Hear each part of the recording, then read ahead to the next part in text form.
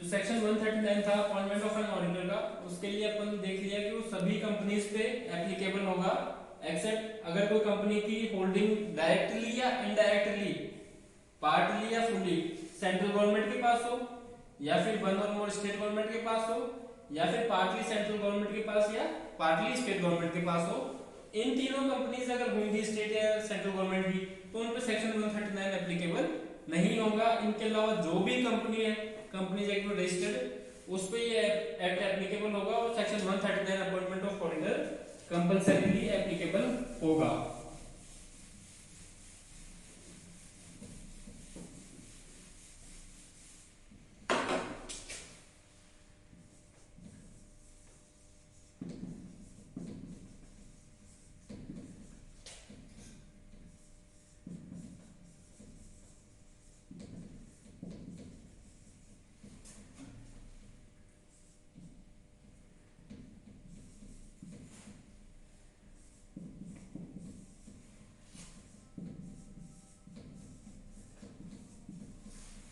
Appointment और reappointment till 6th AGM.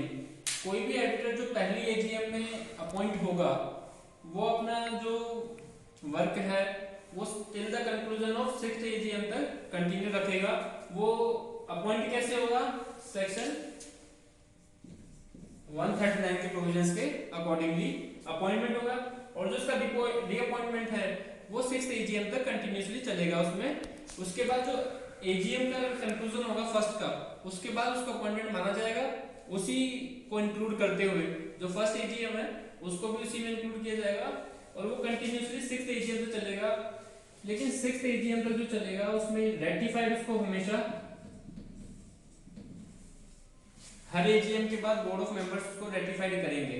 Ratified का meaning है कि इसको स्वीकृति देंगे अपनी, कि अगर ये ऑडिटर कंटिन्यू करेगा तो हम इसके लिए स्वीकृत करते हैं इसको, या फिर हम इस चीज पे सहमत है।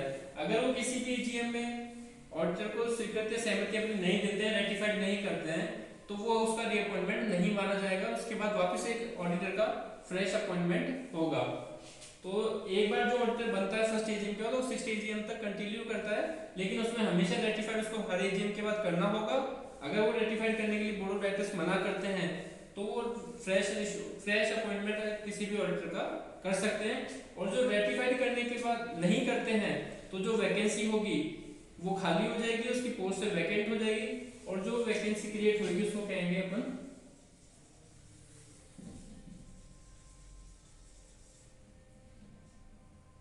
Casual vacancy. Casual vacancy create हो जाती है अगर किसी भी ऑडिटर का रीअपॉइंटमेंट अगर एजीएम में नहीं होता है, बोर्ड ऑफ डायरेक्टर्स उसको रेटिफाइड नहीं करते हैं, तो जो वैकेंसी क्रिएट होती है उसको अपन कैजुअल वैकेंसी कहते हैं।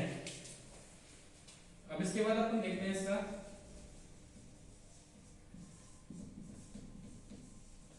Manner and procedure. तो इसको अपन सब रूल 3 के साथ पढ़ते हैं।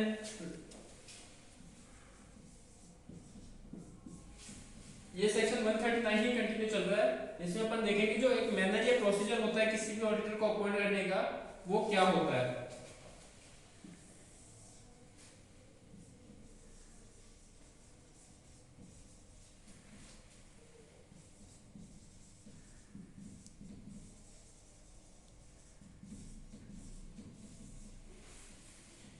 एक ऑडिटर का जो अपॉइंटमेंट होता है वो एक मीटिंग में होता है, एजीएम मान लो या फिर ईजीएम मान लो, लेकिन जो उसका अपॉइंटमेंट करता है वो बोर्ड की सहमति से होता है। अगर बोर्ड चाहे तो उसके सिलेक्शन के लिए या उसकी स्क्रीनिंग करने के लिए कमेटी बना सकता है, जिसका नाम दिया जाता है ऑडिट कमेटी।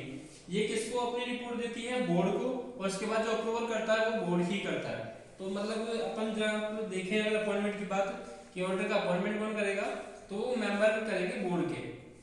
और अगर वो चाहे तो इसको सबमिट कर सकते हैं काम को, या फिर जो नीचे अपने किसी एम्प्लॉय को या कैसे भी कमेटी फॉर्म कर सकते हैं, उसको ऑडिट कमेटी बनाया जाएगा।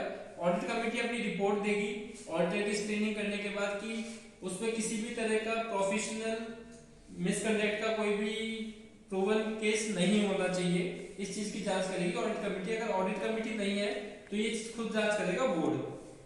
इसका प्रोसीजर जो होता है वो ये होता है कि ऑडिट कमेटी इसकी स्क्रीनिंग करेगी और अपनी रिपोर्ट देगी बोर्ड को। हो सकता है बोर्ड उससे सहमत हो सकता है नहीं हो।